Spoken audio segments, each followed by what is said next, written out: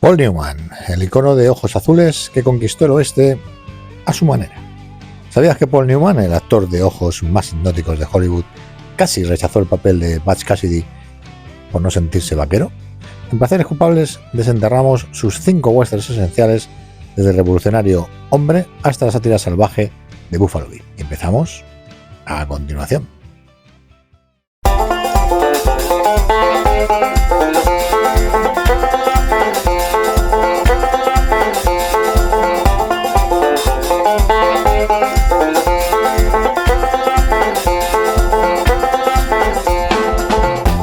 Nacido el 26 de enero de 1925 en Shaker Heights, Ohio, Paul Leonard Newman fue mucho más que un actor, un piloto de carreras, filántropo y rey de la salsa para ensaladas.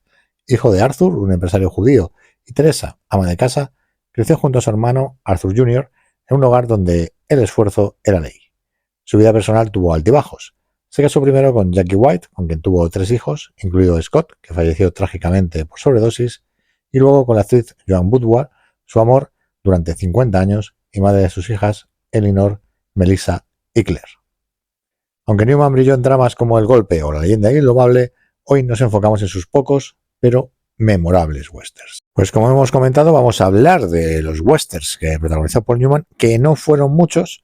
Vamos a hablar de 5, en este caso, posiblemente es del que menos hemos hablado, porque tiene 2 o 3 más, apurando incluso la definición del género que podrían haber entrado, pero nos vamos a centrar en estos 5, entre los cuales hay al menos 2 obras maestras. Y empezamos ya. En el número 5 tenemos Buffalo Bill y los indios, del año 1976, título original Buffalo Bill and the Indians or Sitting Bull's History Lesson. Este film es una joya incómoda y audaz. Dirigida por el irreverente Robert Altman, la película desnuda la fabricación de los mitos del viejo oeste, con Newman como un Cody egocéntrico que comercializa su espectáculo salvaje mientras ignora la verdad histórica. Altman, el director, y Newman chocaron durante el rodaje. El director quería una sátira cáustica, Newman un retrato más humano. El resultado, una mezcla de tragedia y farsa que divide a los fans hasta hoy. Paul Newman usó auténticos autuendos de Buffalo Bill, prestados por museos, incluido un sombrero que pesaba más de 2 kilos. Era como actuar con un yunque en la cabeza, bromeó. La escena donde Cody intentó montar un caballo salvaje fue improvisada. Newman se negó a usar un doble y acabó con moretones, pero Altman dejó la toma tal cual. El guión se basó en una obra de teatro que ridiculizaba el racismo en los espectáculos del oeste. Newman, activista de derechos civiles, donó parte de su salario a organizaciones nativas americanas. El actor improvisó el discurso donde Cody grita: "La historia la escriben los que sobreviven y yo tengo mejor publicista", una línea que resumía toda la película. Aunque fue un fracaso en taquilla, hoy es considerada una obra maestra de culto. De hecho, en el estreno en Cannes, el público ovacionó 20 minutos, aunque los críticos salieron rascándose la cabeza. Un dato irónico, el verdadero Buffalo Bill era un mercenario del marketing, y esta película, que lo critica, se promocionó con pósters estridentes dignos de su personaje. Si te gustan los westerns que cuestionan héroes en vez de celebrarlos, Buffalo Bill y los indios es tu película. En el número 4 tenemos El zurdo, del año 1958, de Left-Handed Gun. El zurdo es una obra pionera que humanizó el mito de Billy el Niño. Dirigida por Arthur Penn, su debut en el cine, la película retrata a Bonnie no como un héroe, sino como un huérfano vulnerable marcado por la traición y la soledad.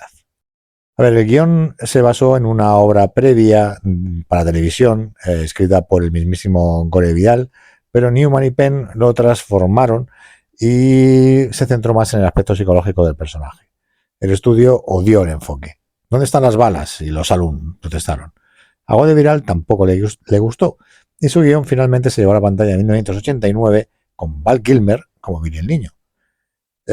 Creo que aquí nos puede dar mucho juego, no sé, decirlo en comentarios si os apetece que hagamos un ranking de los mejores Billy el Niño en el cine. Volviendo a la película, Newman, que inicialmente dudaba de su capacidad para el western, improvisó escenas enteras para mostrar la inestabilidad emocional de Billy. En una toma rompió a llorar sin aviso y Penn lo dejó en el montaje. La famosa escena donde Billy es perseguido por un sheriff, John Denner, se filmó de noche con luces de coches, dando un aura de pesadilla que desconcertó a la crítica de la época. El título alude al mito de que Bill el niño era zurdo, pero es un error histórico. Newman usó un revólver en la mano izquierda solo para reforzar su imagen de inadaptado.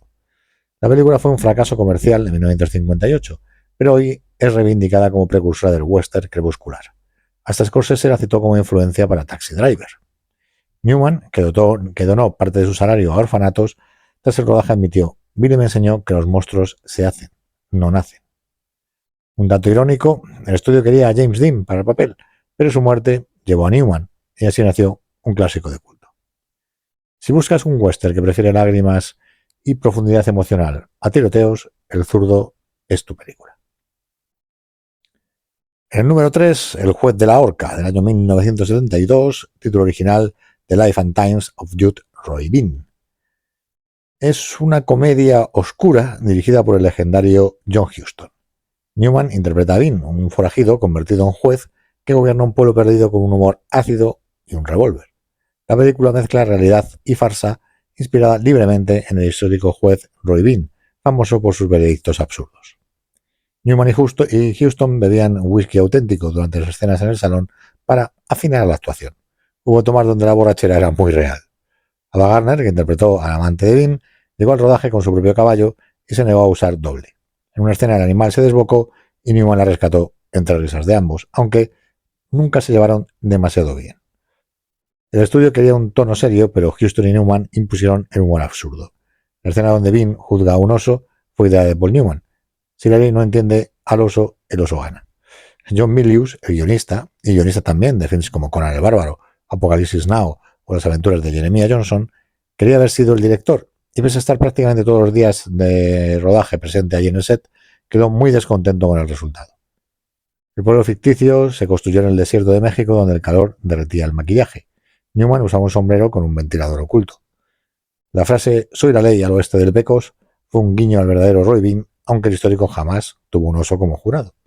La película fracasó en taquilla en 1972, pero hoy es un clásico de culto por su sátira descarada. Hasta Tarantino la cita como influencia para Django desencadenado. Un dato irónico: Newman donó su traje de cuero a un museo de Texas, donde aún huele el whisky. ¿Te atreverías a olerlo? Si te gustan los westerns que se ríen de sí mismos, El juez de la horca es tu película. Y antes de continuar, y sé que lo estabais esperando, pues llega la llamada a la acción. Sí, si habéis llegado hasta aquí y os gusta el vídeo, por favor, suscribíos si no estáis suscritos, dar me gusta, comentar, compartir, todas esas cosas. Además, indicaros que ya podéis ser miembros del canal. Con una pequeñísima aportación de menos de €1 tendréis acceso a un montón de contenidos extra. Echarle un ojo. Así que nada, no me enrollo más, que siempre me pasa lo mismo, y continuamos. En el número 2 llega, aquí sí, una obra maestra, y es Un hombre, del año 1967, título original Hombre, tal como suena en castellano. Aquí nos encontramos con un western crudo que desnuda el racismo y la moralidad en pleno salvaje oeste. Dirigida por Martin Ritt, su cuarta colaboración con Paul Newman, el film sigue a Russell, un hombre atrapado entre dos culturas que lidera un peligroso viaje en diligencia mientras carga con el desprecio de quienes deberían ser sus iguales. Newman aprendió a montar a pelo y lanzar cuchillos con apaches reales en Arizona. En una escena casi impacta al director con un lanzamiento fallido. Fue mi forma de mantenerlo alerta, bromeó después. El actor insistió en que su personaje no hablara durante los primeros 30 minutos de la película. El silencio de Russell era su protesta, explicó a los guionistas. Richard Boone, el villano, y Newman improvisaron la tensa conversación en el bar. ¿Prefieres a los indios o a los blancos? A los que no me roban. Basada en la novela de Elmore Leonard, el guión fue rechazado por varios estudios por su mensaje incómodo. Newman lo respaldó con su propia productora. La escena donde Russell ofrece agua a un caballo antes que a los pasajeros fue idea de Newman, inspirada en sus convicciones animalistas. Aunque se estrenó como un western de acción, hoy es reivindicada por su crítica social.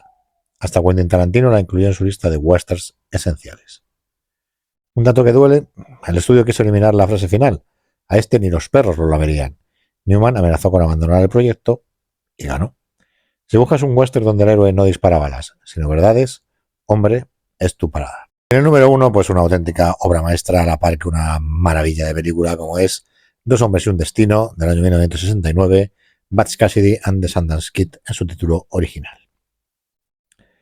Este es el film que convirtió a Newman y a Robert Redford en el dúo más icónico del cine.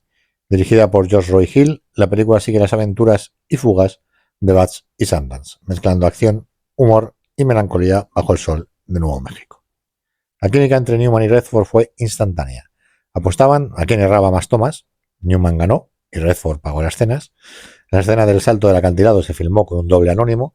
Newman tenía vértigo, pero él insistió en correr hacia el borde. Si voy a morir, que sea con las botas puestas, dijo.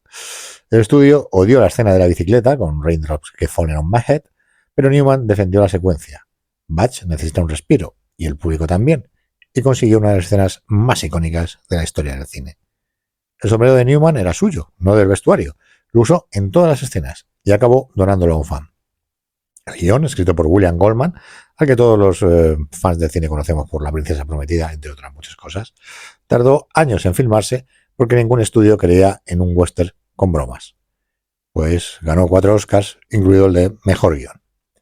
La película popularizó el slow motion dramático en escenas de balas. El resultado, un final congelado en el tiempo que sigue dando debate. Un dato nostálgico, la foto final, color sepia, se tomó en el set real. Ni Newman ni Redford sabían qué sería el clímax. Sus miradas de incertidumbre son auténticas. Si aún no has viajado con Butch y Sundance, ¿a qué esperas? Y si ya lo has hecho, revive la magia con nosotros. Y así desmontamos del caballo tras recorrer los 5 westerns imprescindibles de Paul Newman. ¿Coincides con nuestro ranking? Tu opinión es ley. Y ya sabes que ahí están los comentarios. Por lo demás, no olvides suscribirte porque tenemos muchas más visualizaciones que suscriptores, así que por favor, si lo veis y os ha gustado, pues oye, no os cuesta nada darle al botón de suscribirte y a nosotros pues nos haces un favor. Y activar, por supuesto, la campanita para no perderos ninguno de nuestros vídeos.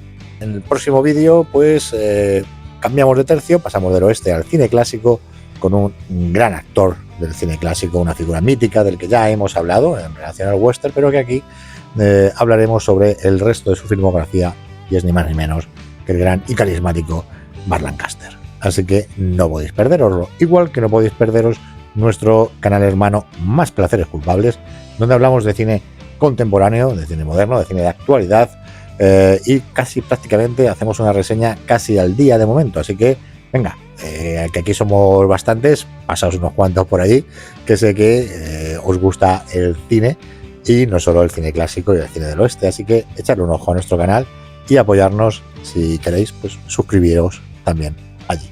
Y nada, sin más dilación, nos despedimos, cowboys y cowgirls, hasta nuestro próximo vídeo. Hasta la vista.